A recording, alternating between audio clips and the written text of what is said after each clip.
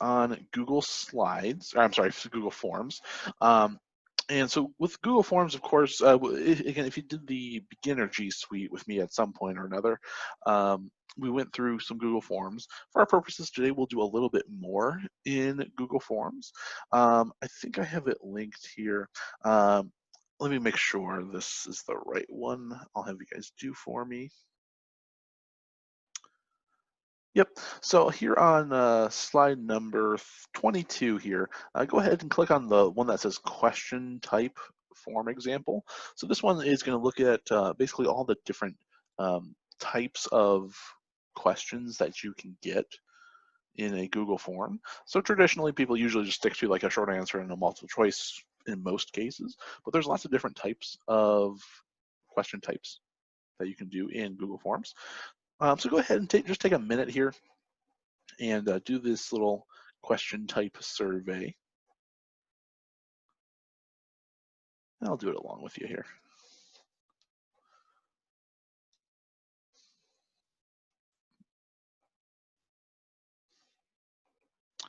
Ooh, let's see, Chick-fil-A. I do like Chick-fil-A, man. They're pretty good. Top 2 favorite sports, probably.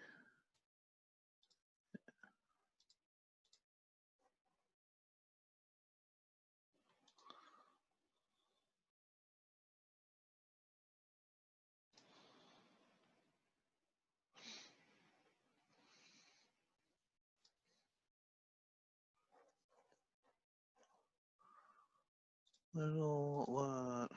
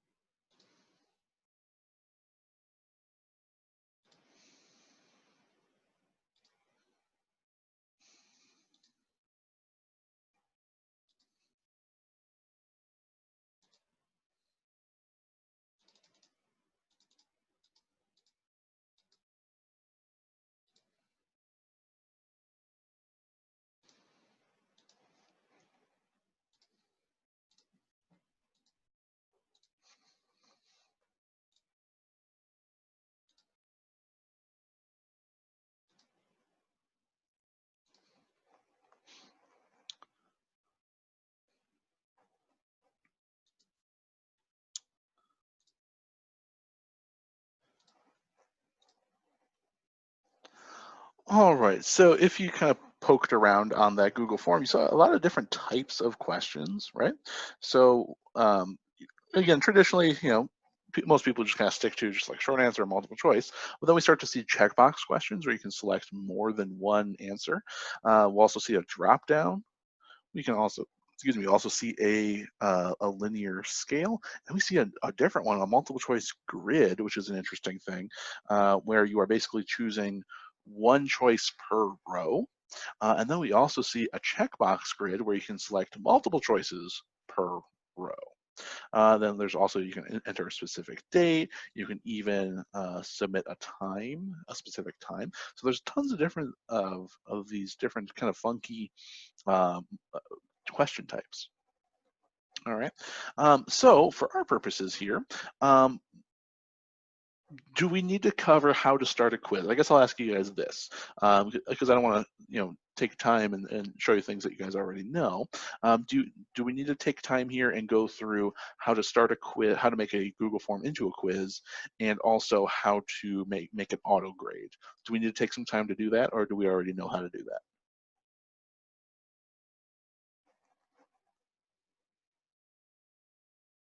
All right, Abby says I'm good with quizzes.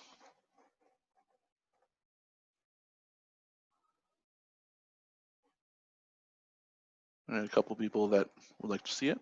Okay. All right, so I'll do a quick little review here of how to make it a quiz and how to make it auto grade. So super quick here. So I'll give this Google form a name, math quiz 422. Okay, and we'll just make our couple of questions here. I'll just do a multiple choice question and a short answer question. Now, there are 3 types of questions that can be auto-graded. You can auto-grade a short answer, you can auto-grade a multiple choice, and you can auto-grade a checkbox question. Okay, so let's do the first one, short answer. So maybe we'll just do a math question here. So 4 plus ampersand, no, 4 plus 7. And in this type here, of course, students are required to type in the correct answer. All right. Now, you'll notice I don't have any option here to set up the correct answer. The reason for that is because I haven't made this into a quiz yet. So we'll come up under the settings gear, choose quizzes, and make this a quiz, and then save. Now I'll have the answer key button.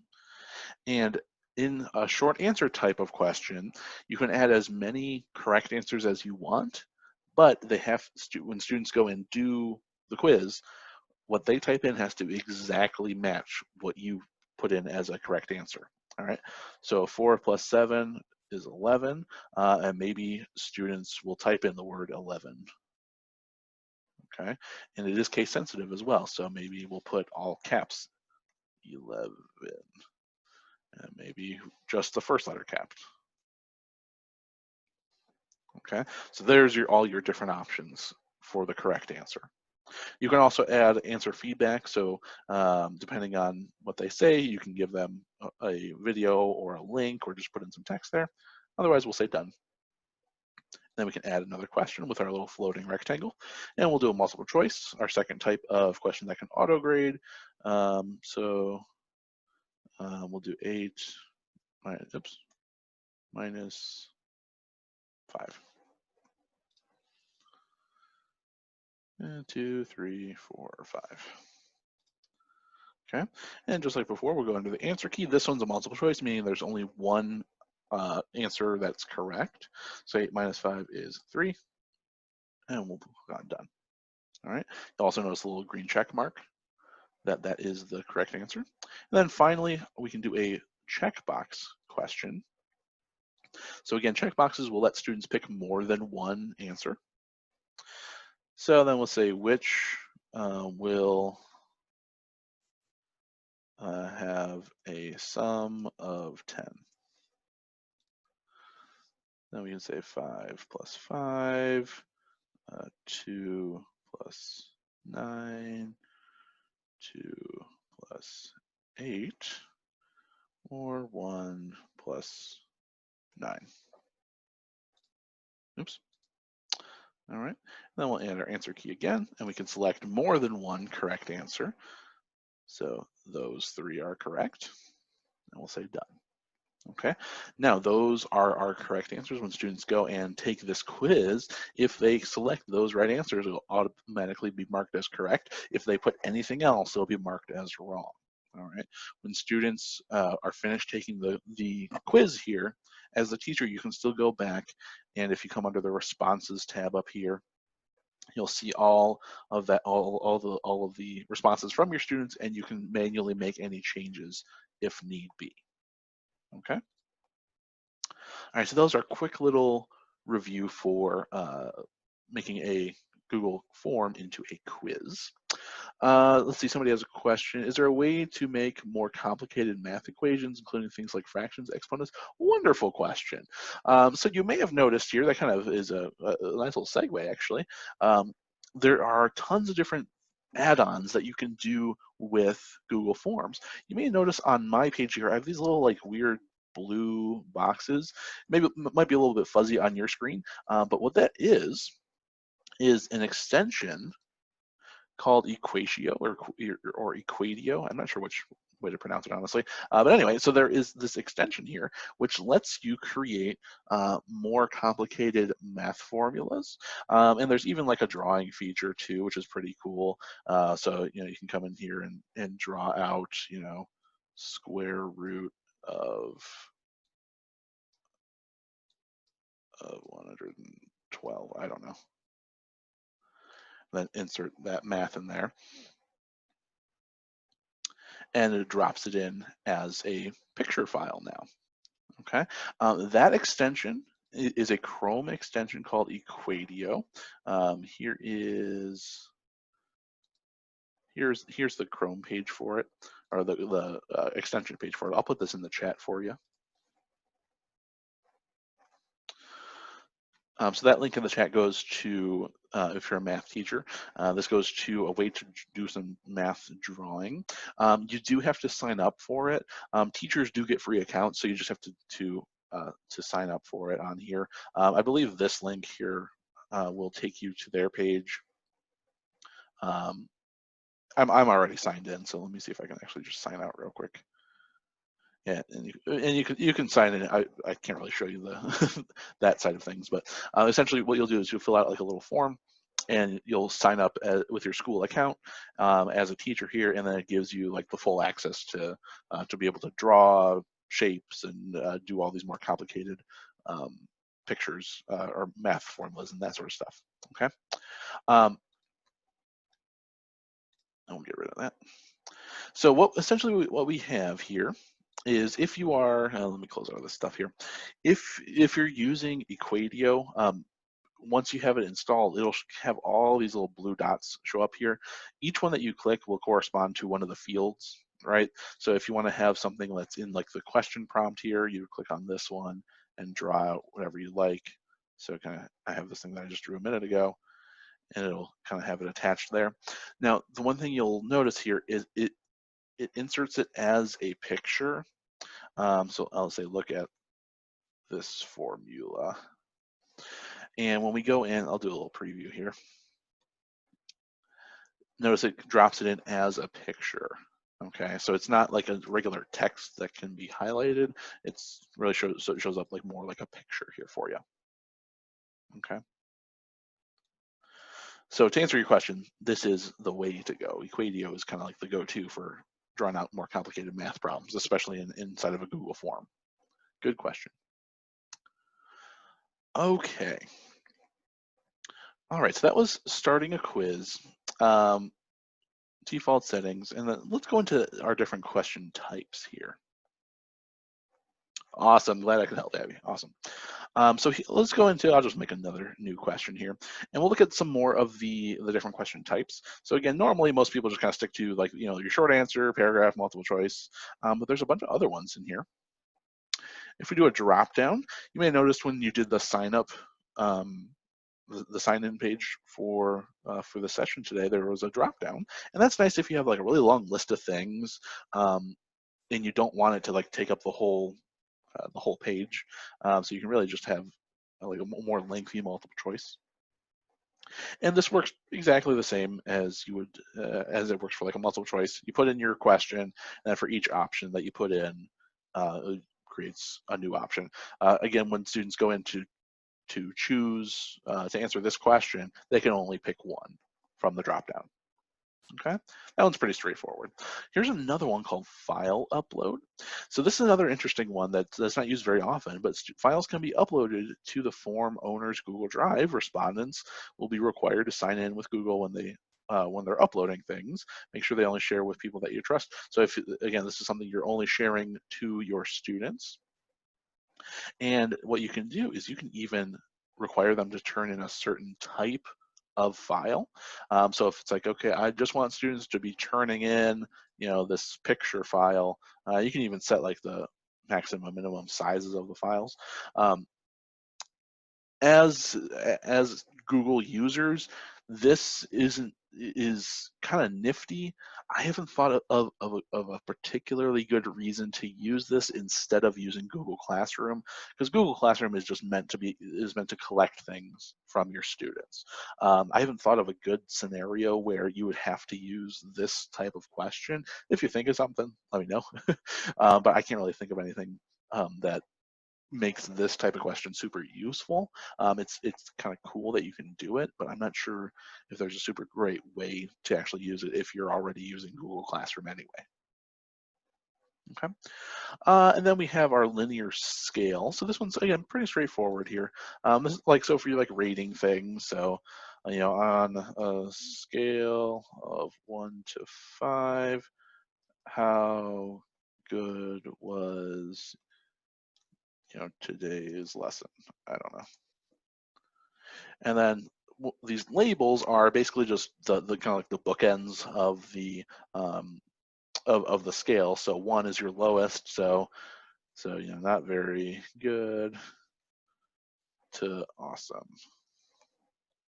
And when when people go and take that the form here, this is what it looks like. Okay, so the kind of when I was mentioning those bookends, that's what those look like. Let's see, we have another question. I use forms for resume building with seniors. This would work for students who already have a resume to upload. Okay, that's a good idea. That's a very good idea. All right, then we'll make another type of question here. They also have a multiple choice grid. So kind of like we saw in that example, if you jumped in there, this is where you can have different rows, and in each row, you pick one option. So this under the rows is where you're going to basically have your different like categories. So if we are maybe like picking kind of like almost like a compare and contrast kind of thing, maybe I'll like mark each person's affiliation. So if we have,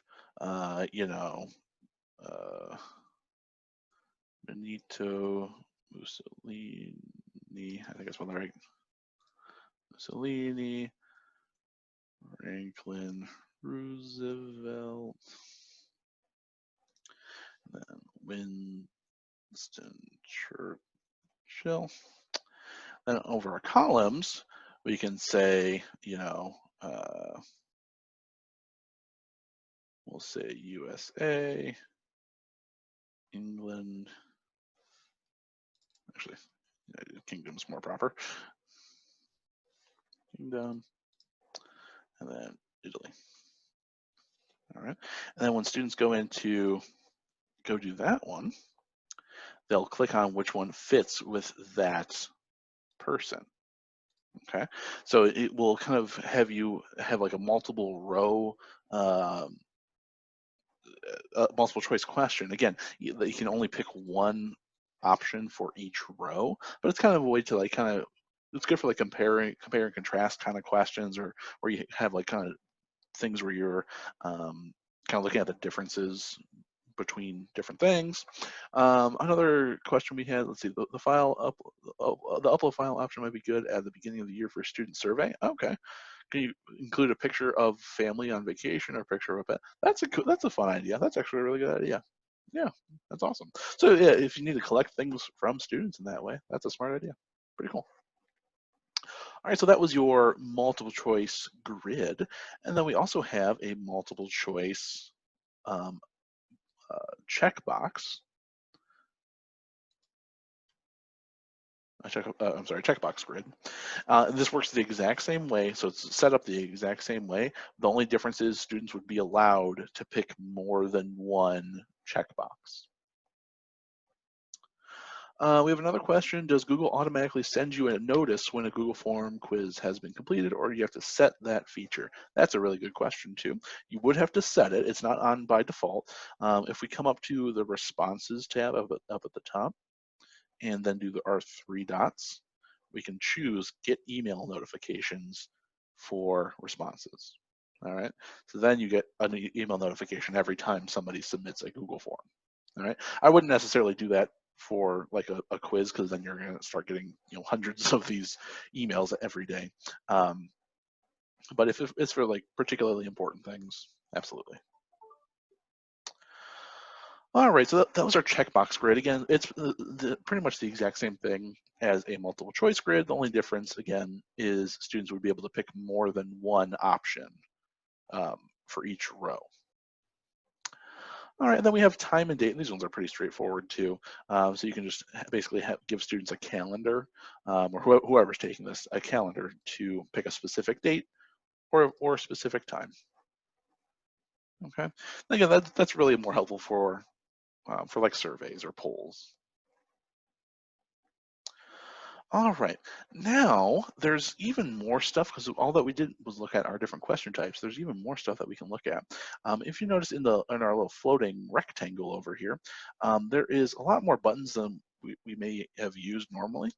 We use our top button, add question, a whole bunch, but the second button down that says import questions, this lets you go and grab a question from a different Google form. So you have to type the same question over and over again. So if you're doing like a quiz here for one class, and you're asking the same question in a different class, you can go and just basically steal a steal a question or a set of questions from another form.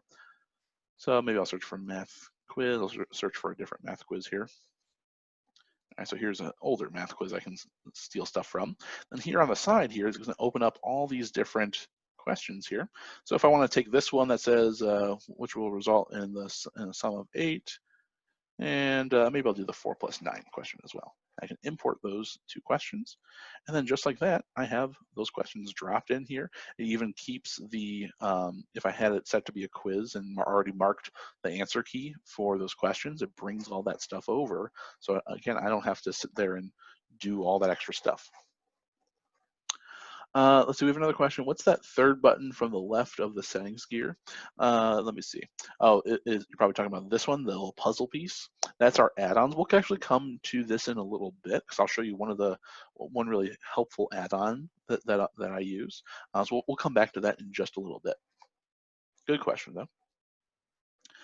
All right, and then other stuff in our floating rectangle, you also notice this like TT.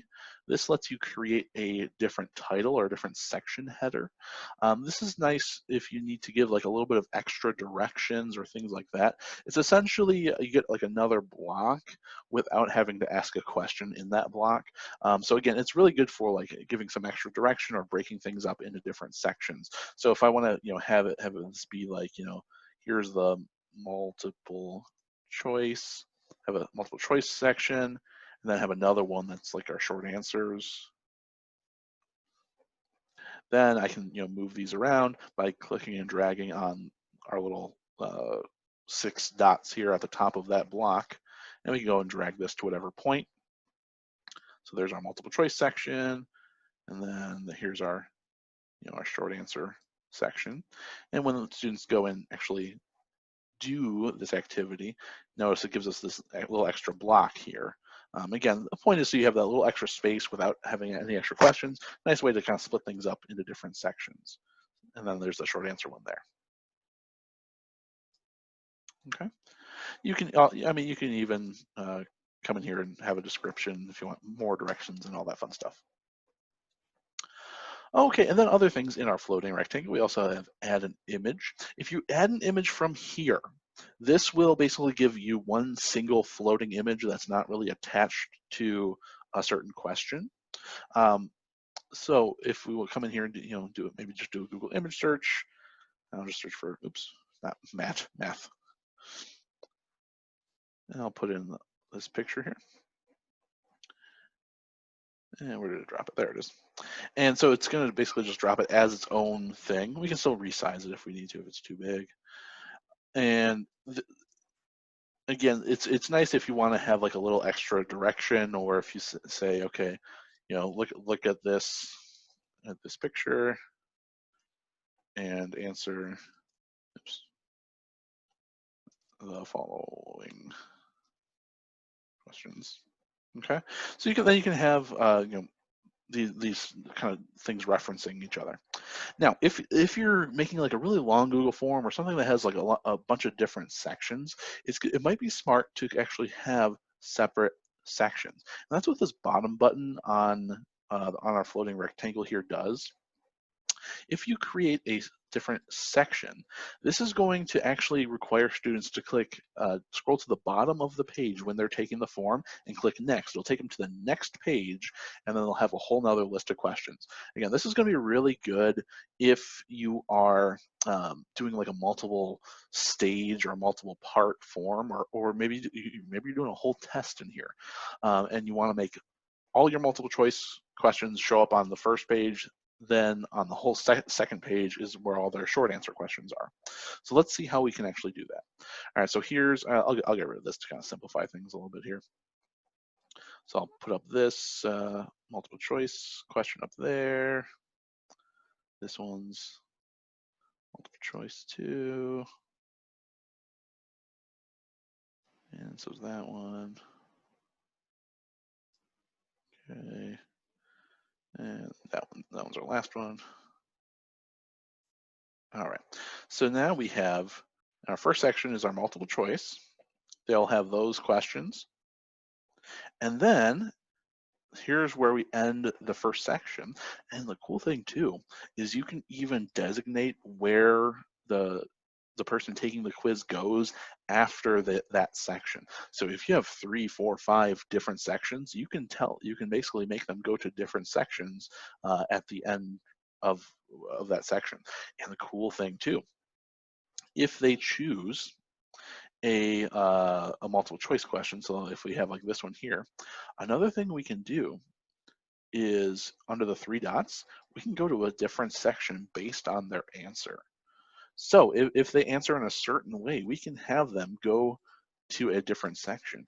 And maybe you have your first section is your multiple choice, your second section is your short answer, your third section is a video that helps to explain what's happening in the multiple choice section, and then your fourth section is a video explaining how to answer things in the short answer section. So you can have everything really like self-contained in the Google form here, and basically depending on what students say, it can take them over to 2 different sections.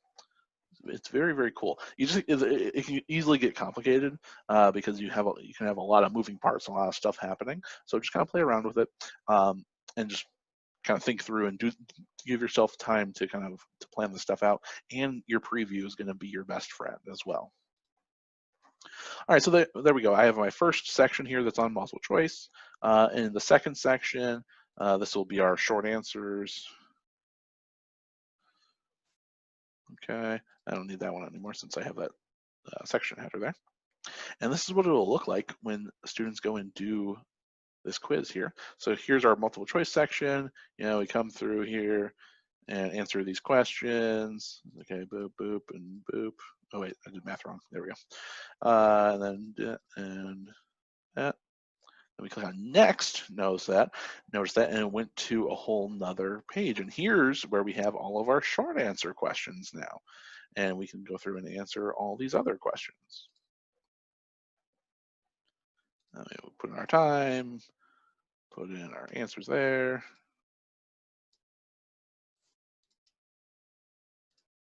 Whatever it is, and then submit at the end. Okay, so that obviously that's a lot of stuff happening right there. But when you have those multiple sections, that can really just kind of ease students a little bit when you have like a really long Google Form quiz, or if you're doing a full-on test in Google Forms here, you can split it up into these different sections, so it's not like a super long thing that they have to do. Okay. And let me jump back here. So we ran through all of our different question types. We looked at how to make a quiz and make it auto grade and set the correct answers. A couple of things about sharing your quiz. So when you come up to the send menu, you can grab your shareable link. You can even shorten it too, which is kind of a cool thing. So if you're posting it when you can't like make a hyperlink out of it, shortening it makes it a little bit easier. If you are keeping this within your school, if this is just a quiz that only your students are supposed to do, I would recommend that you keep it on collect email addresses, and you keep this one on that says restrict users to your domain. You'll probably want to keep both of those on. Okay. Here's another thing too. As a really good rule of thumb, one, keep that collect email addresses option on, and 2, always make your very first question, always make your very first question name. Okay, always do that. There's horror stories of teachers that send out a Google form and it's super important. It's like a big quiz worth a lot of points, whatever it is, and they forget to turn on collecting email addresses, and they forget to make a question asking students what their name is, and there's no way to know what students responded, which students responded which, and you'll have absolutely no way to know. Okay, so always have collect email addresses on and make your first question name. Okay. If you want to have a custom message at the end, so like if you have, your faster test takers, you can give them a little custom message under the settings here and under presentation here. You can have a custom message here under confirmation, and you can give them some specific directions. So like, if you finish early, go watch this video, and maybe I'll give them like a link to a YouTube video slash whatever, and you can give them a link to a video to go watch after that, or give them a link, or tell them um, go work on the assignment in Google Classroom, whatever it is. Okay, so you can give them some specific early feedback there. So if they finish early, you can still have them go off and do things. Okay. Another quick thing here about quizzes, locked mode on Chromebooks. So just to clarify what this is, when you turn this on, locked mode on Chromebooks here, students have to be on a school-issued Chromebook. All right. If you have this on, they will not be able to take the test on their own personal computer. They will not be able to take the test on a Chromebook that does not belong to the school. All right. If locked mode on Chromebooks is turned on, they will only be able to take the test, this Google form, if they are taking it on a school-issued Chromebook. Okay. If you have some students that have school-issued Chromebooks and some that don't, turn this off, because those students that don't have it are not going to be able to do it. Okay. Or you can make a copy, I suppose, of the quiz and have one version that's the locked mode version and one that's for students that don't have a school Chromebook. You could do it that way too. All right. All right, so now we'll go into that add-on that I kind of talked about earlier. If you don't have this little puzzle piece yet, this will show up once you have some add-ons in your Google form. If you don't have that, you'll go to the little three dots up in the top right, and we'll do add-ons. And the one I'll show you is called Form Limiter. Form Limiter. This is it. It looks like a little padlock. Now, depending on your school, again, you may or may not have the ability to install add-ons here. I do, but depending on your school, you may or may not. If this is something that you're interested in, I'll show you how it works. But if it's something that you're interested in and you want to get this installed, you'll have to talk to your technology director or your G Suite administrator to get this open for you guys. So here's how this works. I'll open up my form limiter. And if this opens up for me.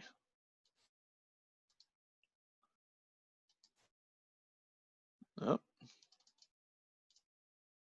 it doesn't want to open for me. Come on now.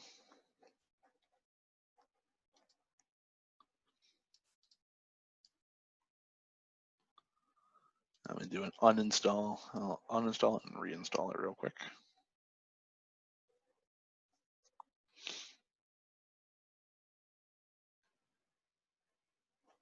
So essentially what form limiter does here, as I reinstall it for myself here, essentially what this does is you can set more specific restrictions for when people can come in and do your form. Now, the really nice thing about that is you can set a specific time, basically like a due date for when the form will close.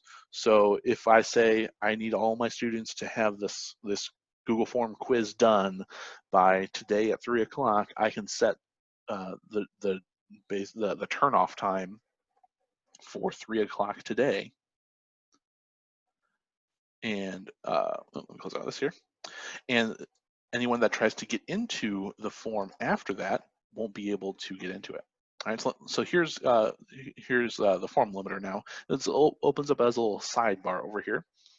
And under our limit type, we'll do date and time. And we can set a date. So I'll set it for today at 3 p.m. and set. And this is the message that people will see when they if they try to get into the form after 3 p.m. today.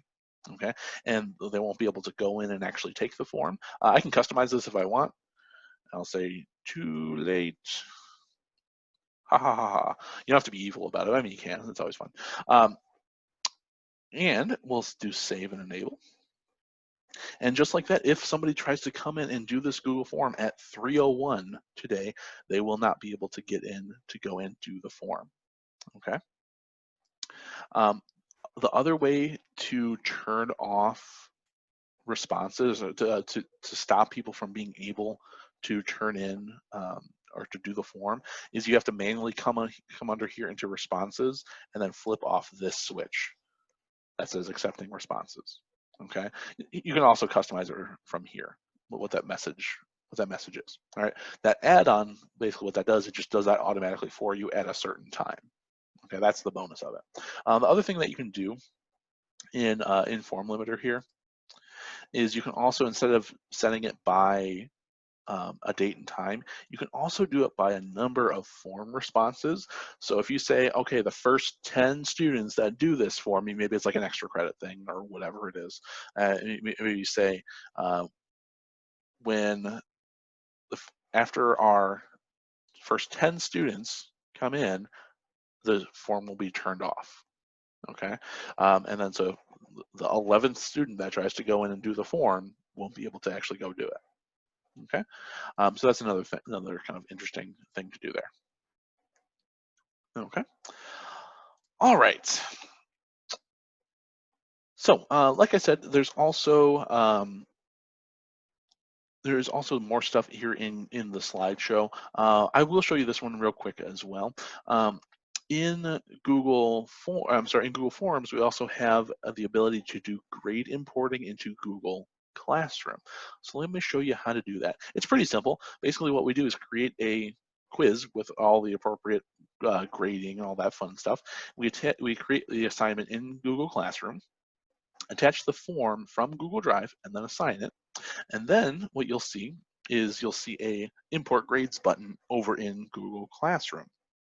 So if I want to take this quiz that I made here, and so this whole quiz here is worth 31 points, and I want to take this and put it in my Google Classroom, and basically when students go and take the quiz, whatever scores that they get are going to be thrown into the Google Classroom gradebook.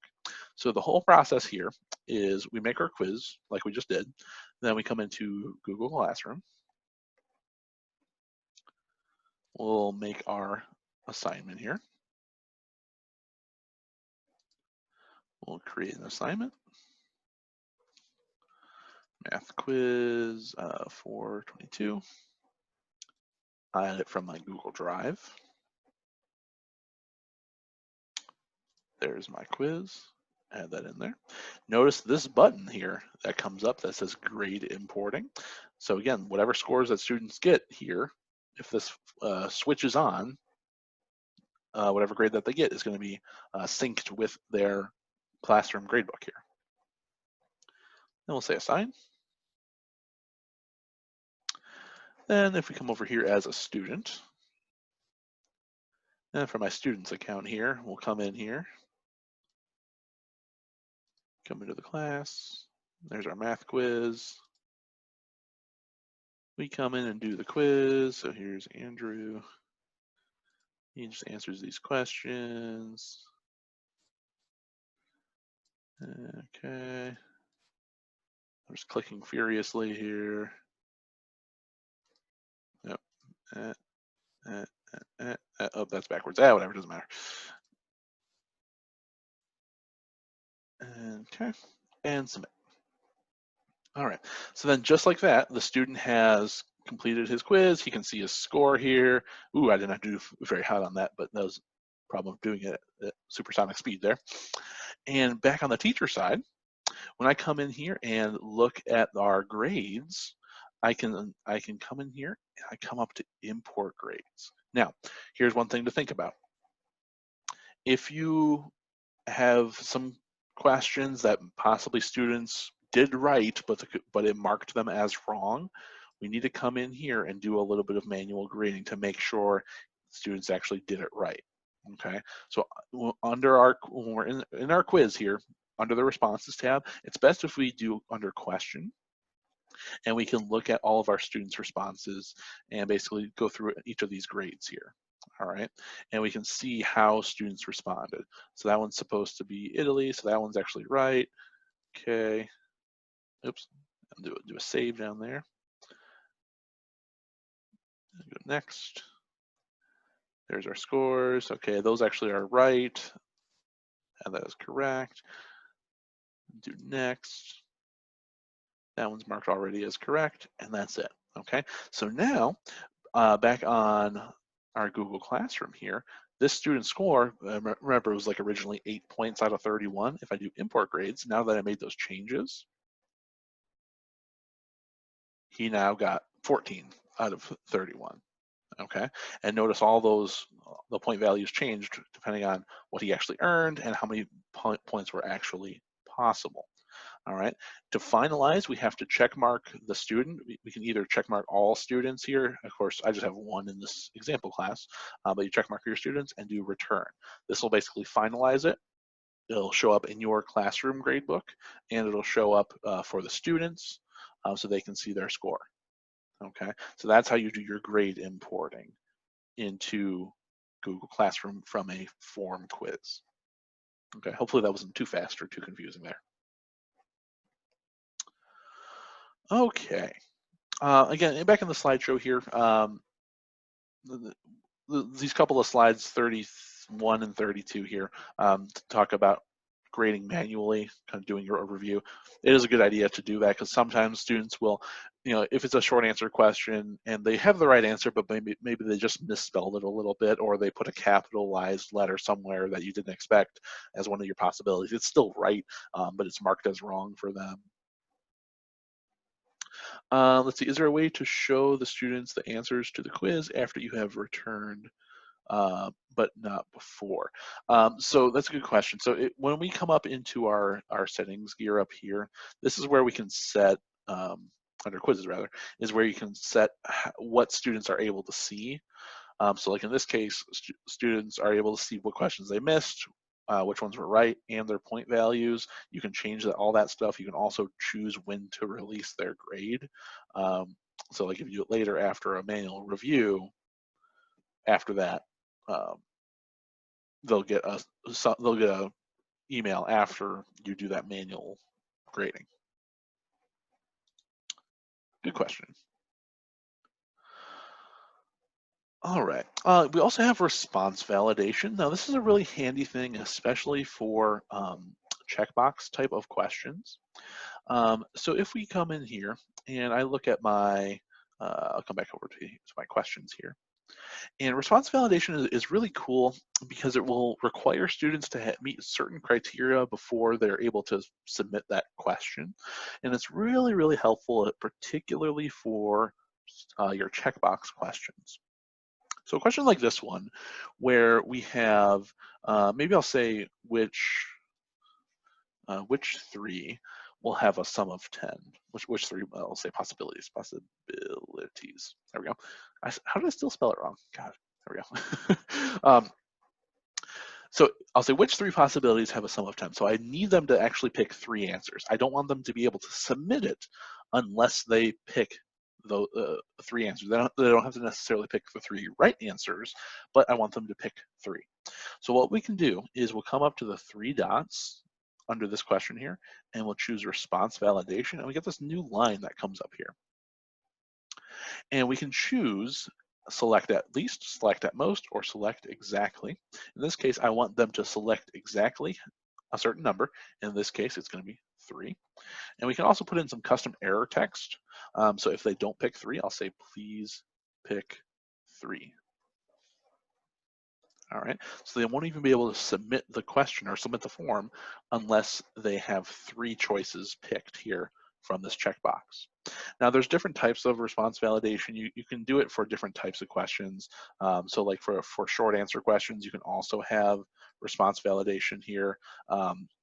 Maybe it requires them to type in a number. It may require them to type in text only. It's a certain length, or it matches a certain expression, meaning they have to type something specific.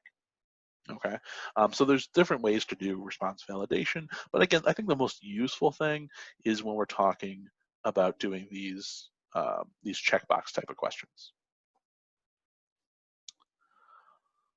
All right, you could also password protect your form. This is also where your response validation comes in. You'll basically combine response validation with a short answer question. So what you would do, you add a new section into your quiz or form, add a short answer question to that section, title it as password. Click on the question settings in the bottom right corner, the little 3 dots, and turn on response validation, and choose regular expression. You choose your password in the 3rd box, and then whatever error message that you want. All right. For time purposes here, I won't run through all those steps live here. Just it's a possibility. The interesting thing about this is it's more useful, I think, once we go back to the world as normal. We actually have kids in classrooms again. I don't know if it's necessarily super useful when we're doing all remote learning. But the nice thing about that is you can basically have a quiz posted to your Google Classroom, and students can theoretically get into the quiz, but the only thing that they would see is a password, and they don't know what the password is because you haven't given it to them yet. And then once you're actually ready, because you've actually explained everything, then you can actually give them the password, and then they can actually go and do the quiz. All right, which is nice because you can basically have all your prep in ahead of time, and then you can give them the password once you actually know they're ready to go and take the quiz. Okay, here on slide 36 is a bunch more different ways to use Google Forms here. Another one that I really like is the idea of a spelling test. This is something that's so ingenious and it works perfectly. And all you have to do is make a Google form that is short answer, and you just number each one, and then you just walk around the room as normal, and you say, all right, number 1, our word is, I don't know, banana, and then you give students a few seconds to spell it out. And to make things easy for yourself, you can tell them only type in lowercase, do not type in any caps. If there's any capitals, it'll be marked as wrong. All right, I'll only type in lowercase. So number 1 was banana, spell that correctly. Number 2 is vegetable, spell that word correctly. And so you can do spelling tests basically right here in your Google form, and students have a pretty easy time. It's all going to be auto graded for you because it's all based on spelling and auto grading those short answer possibilities that you put in.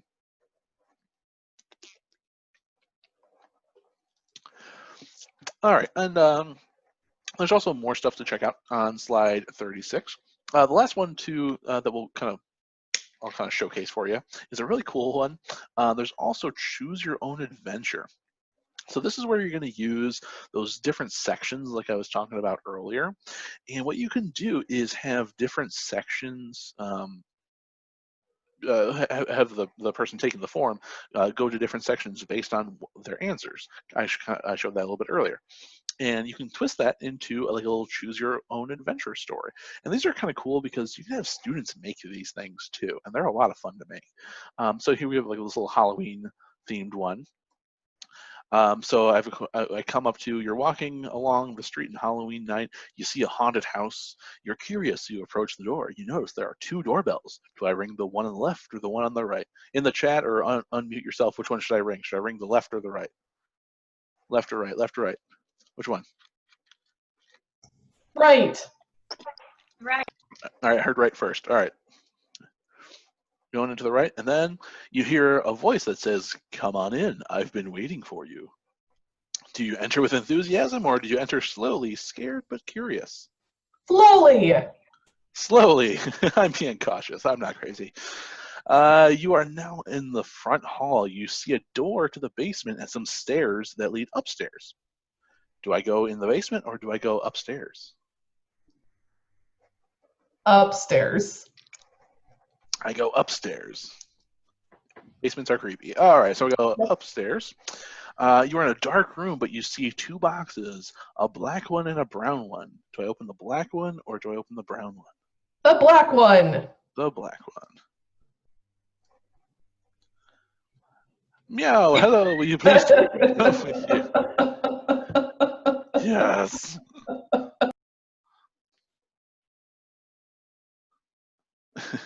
Want to be my friend? Yes. And that's all. All right. So that's kind of a fun thing. Of course, I mean, there was probably at least 12 different sections to this Google form here. And of course, these things are a lot of fun to make. You can have students make these things too. They're not terribly complicated to make. You just kind of have to teach them how to make them.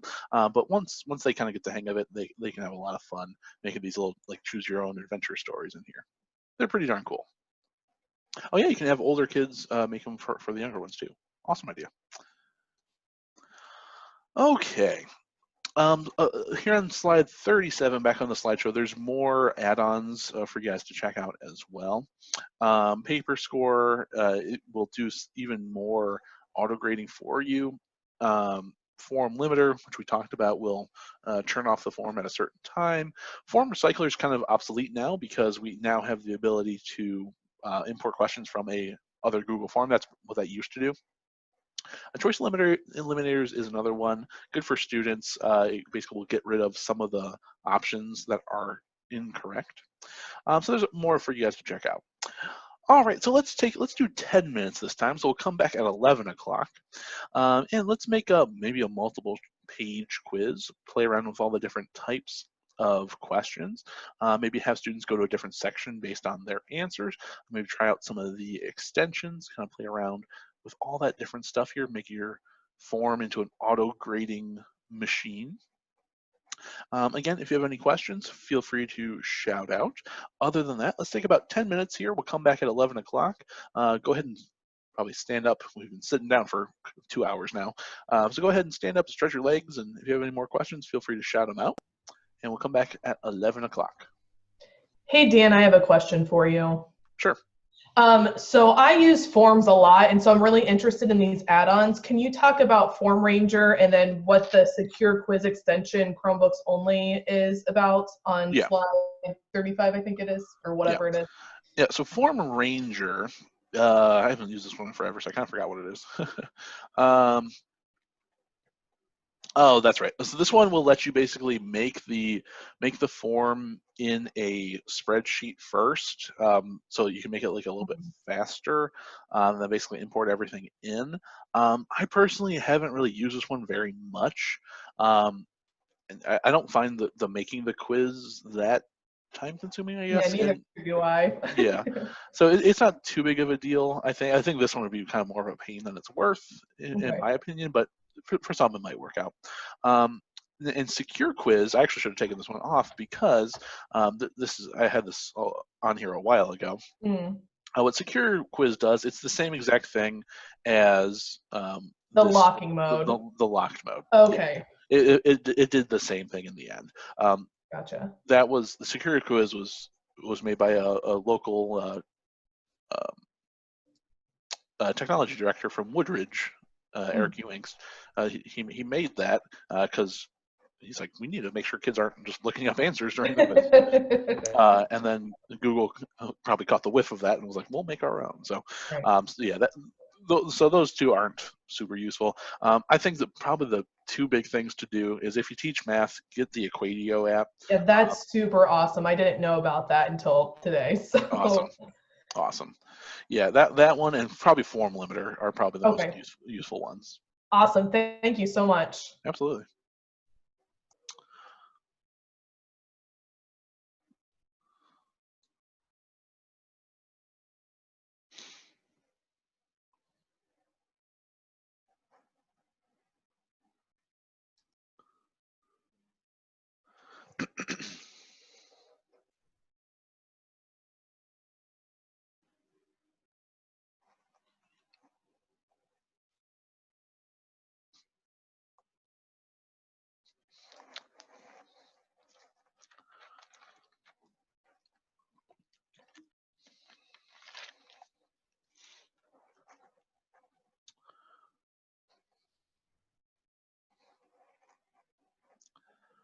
All right.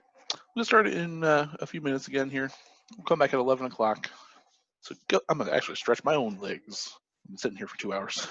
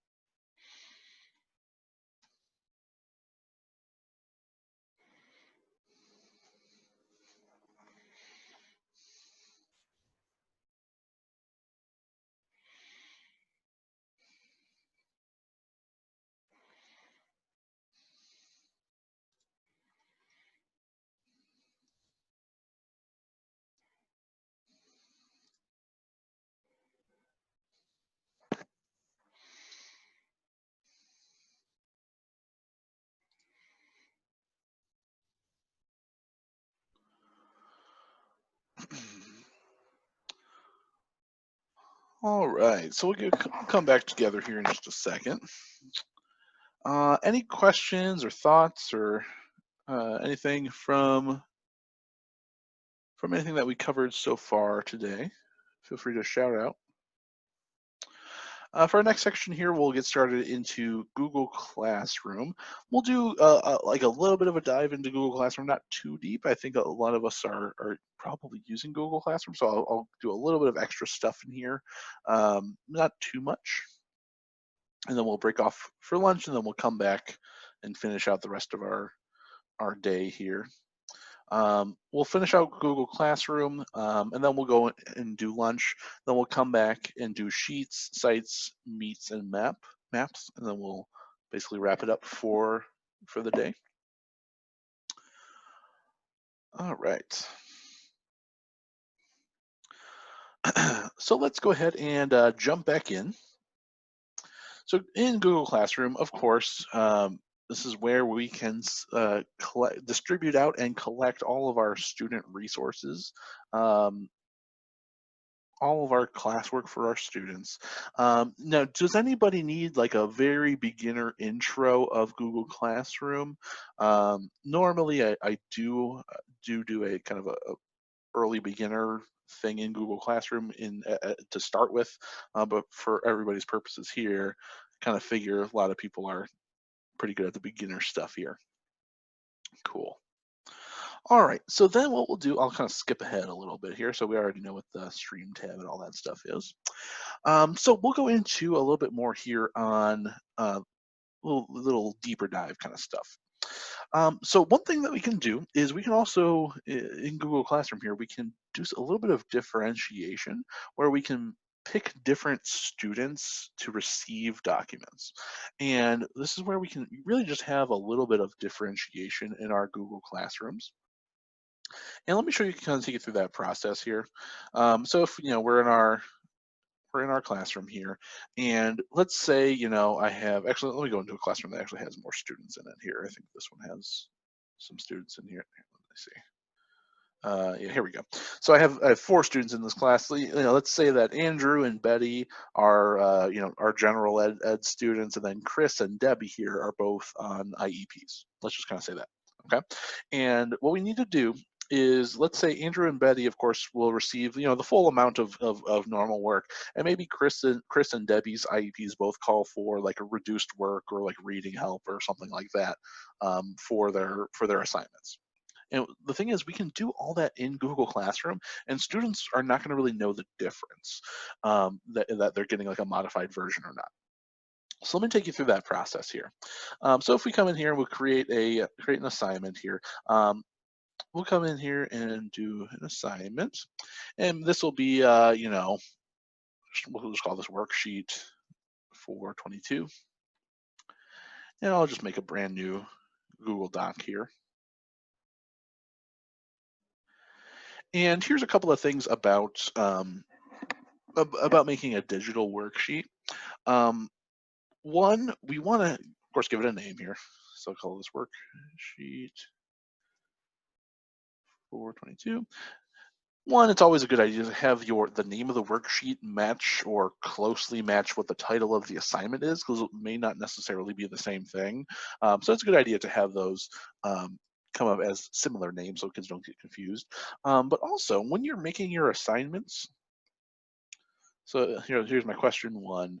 It's always a really good idea to give students a real clear spot where they're supposed to answer.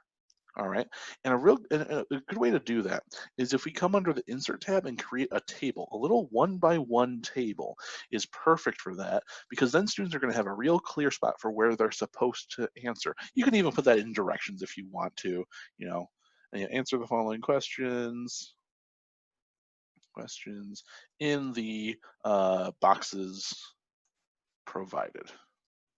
Okay. The other thing you can even do actually is you can even color the boxes so they kind of even stand out even more.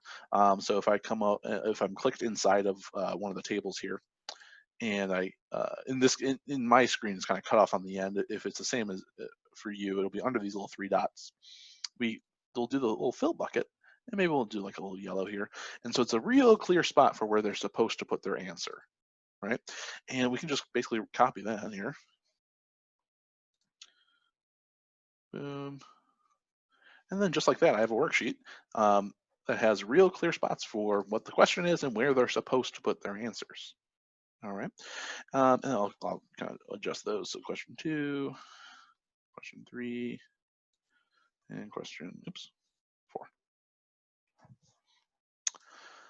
And just like that, I have a digital worksheet. Now, this one's for our general ed students here, the ones that don't have IEPs. So we'll go ahead and make this a copy for each student. We'll set our points. Maybe this one's worth 10 points. This one's going to go, though, not to all my students. Instead, this is only going to go to Andrew and to Betty. Those two are not on IEPs, so they get the kind of the quote-unquote regular assignment there. Good question. So from Robin there, will those boxes here on this document, will they expand as students type? The answer is yes. So if they type, a whole bunch of stuff in here. So if they type in a whole bunch of stuff,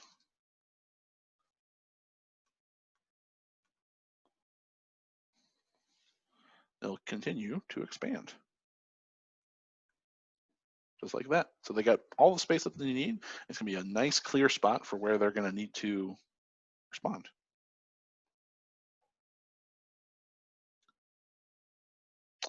All right, and then okay, so we'll pick our students that are gonna receive this worksheet. And maybe you can have like some sort of notification or some way that that what version students are getting. So this is the Gen Ed version here. So we'll just kind of leave it as kind of a plain title there, and we'll go ahead and assign this out. So it's worth that many points. We set the due date and all that fun stuff. We'll just assign it out, and that just went to those 2 students that are not on IEPs. And then what we'll do is, there we go. We'll create another assignment here. And probably the easier thing to do is if we actually come into our Google Drive, we just make a copy of that original um, worksheet that we just made, because we're going to modify it for the kids that are on the IEPs. So if we come into our classroom folder in our Google Drive here, again, this is our filing cabinet that has all our stuff in it.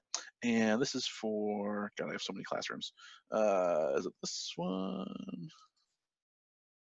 Nope, wrong one. That's the one. And it is, let me just do this by last modified. There we go, worksheet 422. And so here's that original here. And maybe I'll make a copy.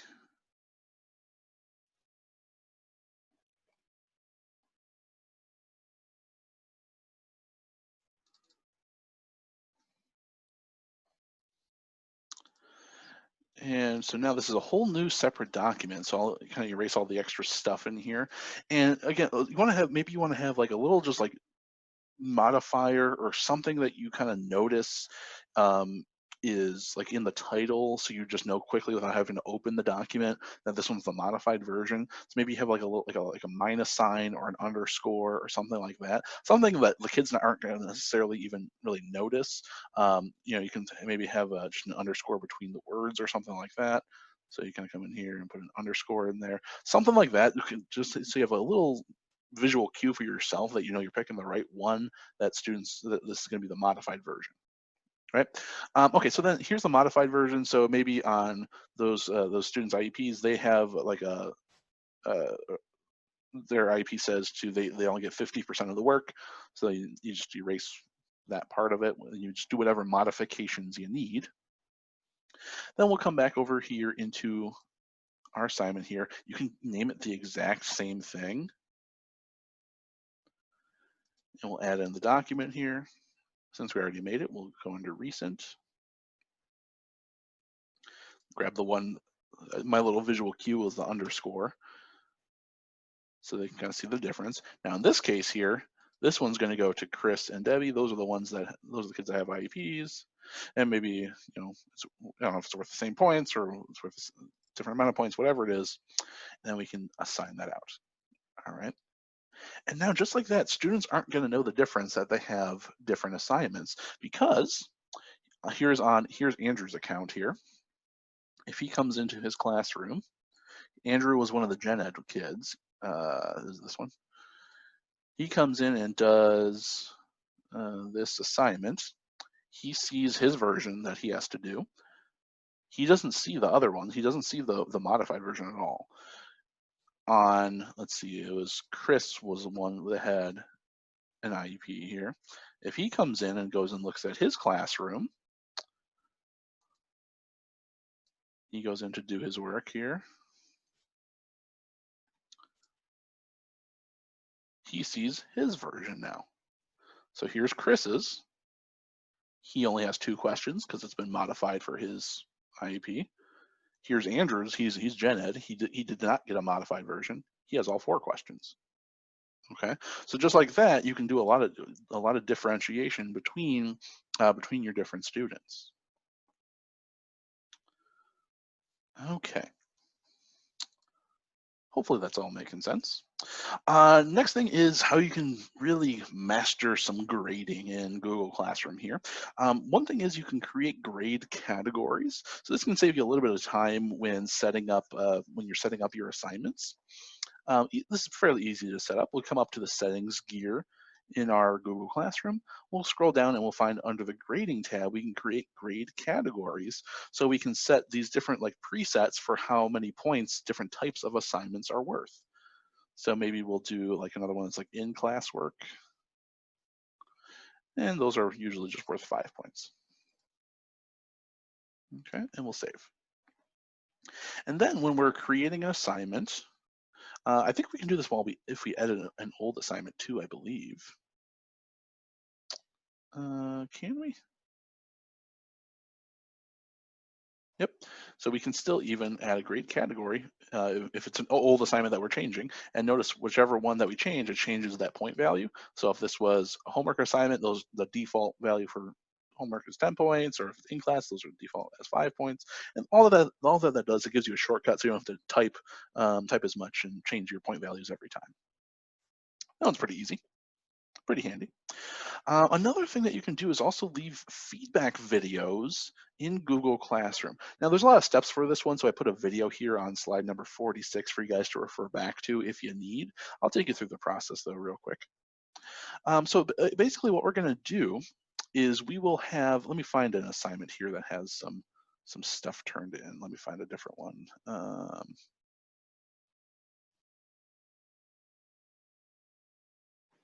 That works. So if I have and that one's kind of a bad example. Let me find one more. Let me find a different one here.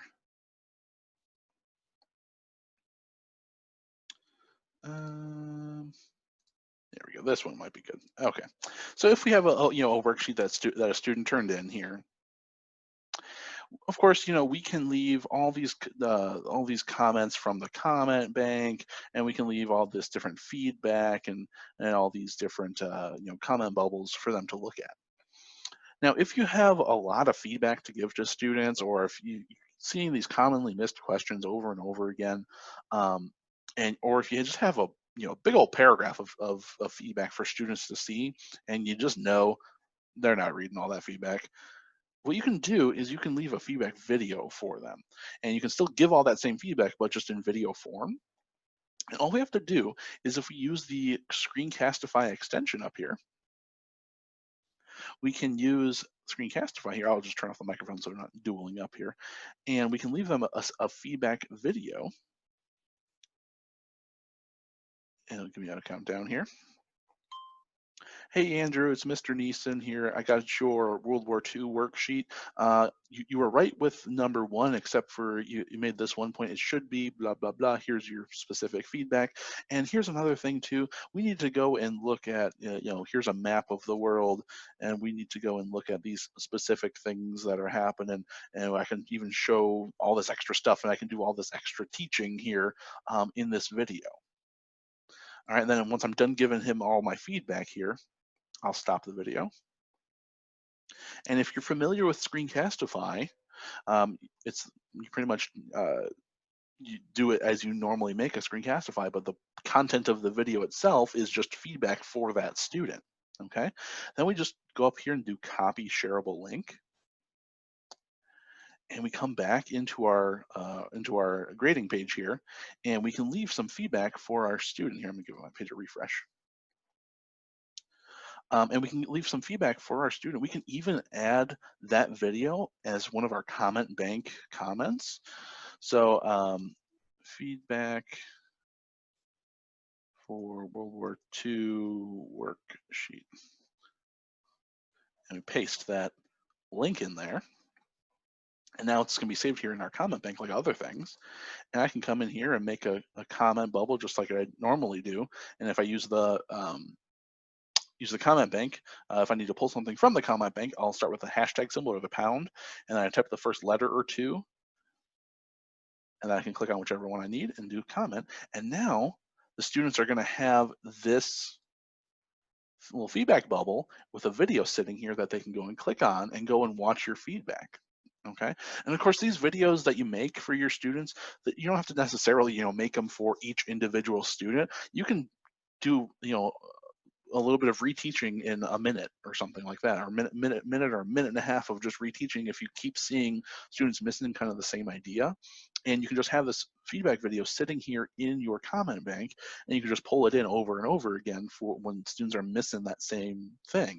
And again, it's a lot better for students purposes. They have probably a lot higher chance of going and watching a minute and a half video as opposed to a block of text where you're explaining whatever content piece that they're missing. Okay, so those things can be super helpful there. All right, and of course, like I said, you can have those just be part of your comment bank, and they're going to be stored in your Screencastify folder in your Google Drive or in Screencastify itself. All right, with your guys' school accounts for Screencastify, you get unlimited space. You can make as many videos as you want, but the videos are just limited to 5 minutes each in the free version. Okay, so as long as you can explain it in 5 minutes, you're good to go. All right, or you can just make a second video if you really need to. Let's see. Do we have to add Screencastify? Yeah, if you don't have it on your browser, you can get it from the Chrome Web Store here. I'll put the link for it in the chat here for you.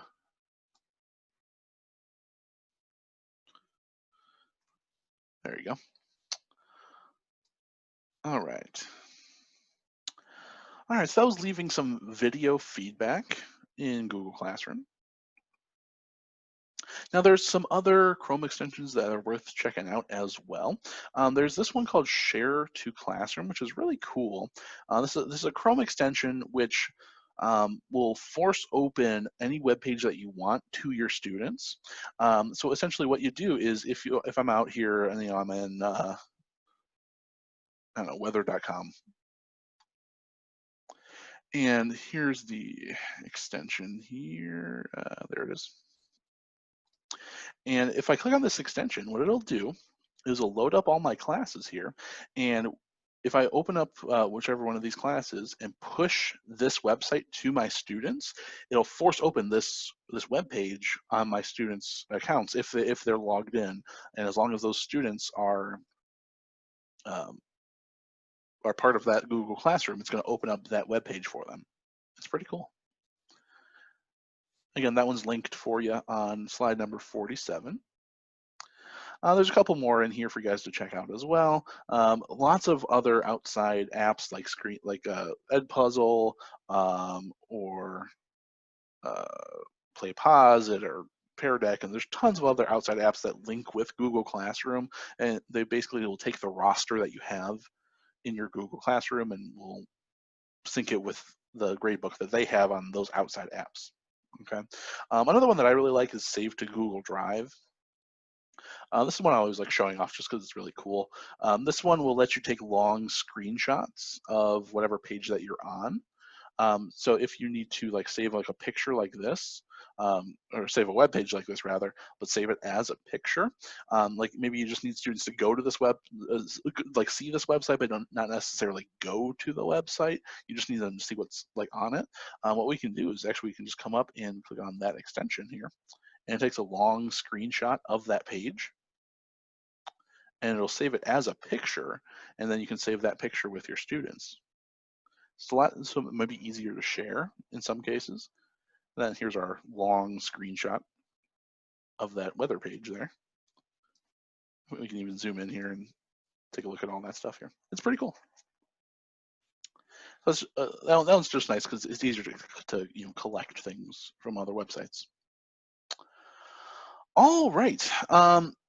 Let's one thing I forgot before we that was the false hope right there. Sorry about that. I wanted to show you one thing before we break out again. One thing that I forgot to put in the slideshow here, which is fairly new, is our rubrics. Has anybody messed with the rubrics yet in Google Classroom? A couple people. Cool. So if you haven't checked these out yet, so we have rubrics now available in Google Classroom. And the cool thing is we can create these rubrics and we can just reuse them over and over again. So if we create a assignment here, and we'll give it a, let's give it a name. I'll grab a worksheet from here somewhere.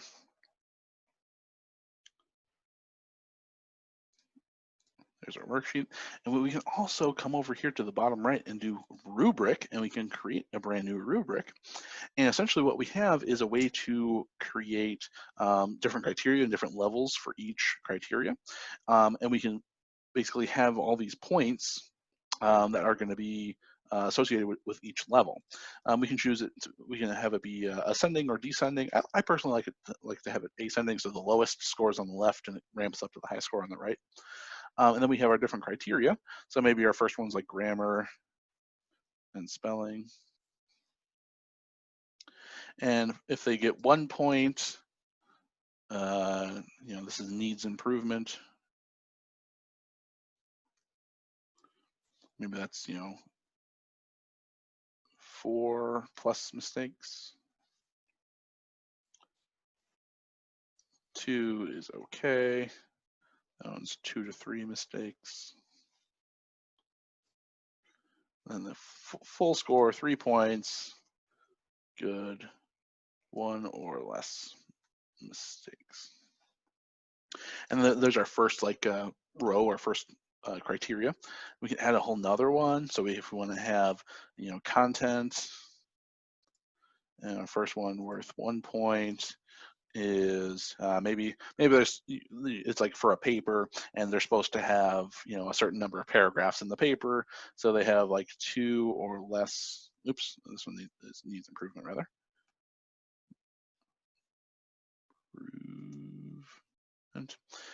There's 2 or less paragraphs.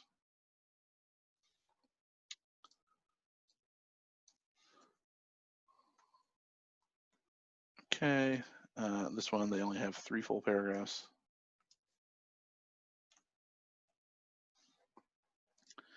And maybe for the full points, they were supposed to do 4 full paragraphs for this paper.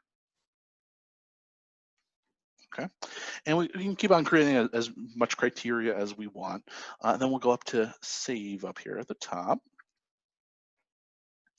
And the cool thing about this is when students go and do these assignments, and after they turn it in for you, whatever point value that was like the sum total of that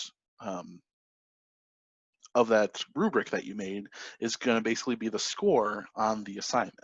Now, one thing to consider is you'll want your rubric, however many points this rubric is worth, like in this case, it's 6.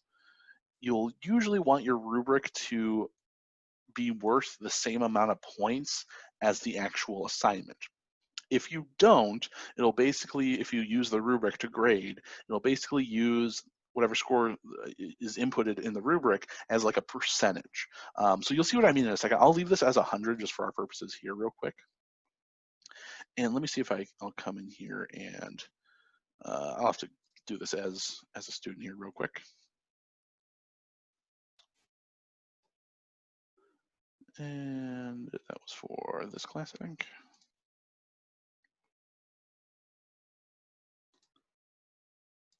Here's our student. I was running here real quick as our student and just fill out our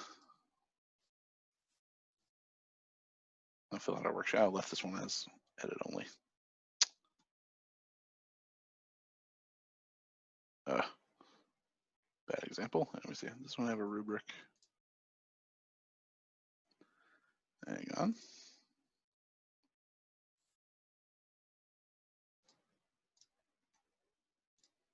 Let them edit. There we go.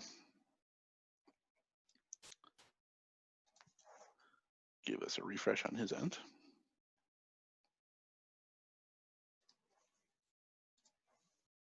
And you'll notice actually on the student's end, they can see the rubric as well, so that they know what the criteria is, so they will know what they need to do in order to get the best score possible.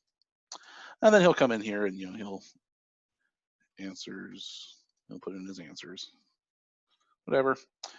And okay, then he'll go ahead and mark that as done.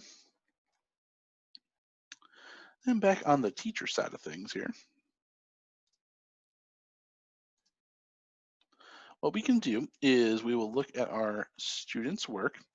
And in this case, I did not make it make a copy for each student, so it's not taking me over to that grade page since we're all on the same shared document.